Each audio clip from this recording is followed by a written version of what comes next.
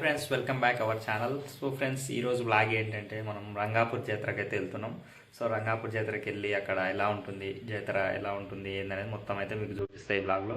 So late చేయకుండా వీడియోని అయితే లైక్ చేయండి. సో లేట్ చేయకుండా వీడియో అయితే స్టార్ట్ చేద్దాం.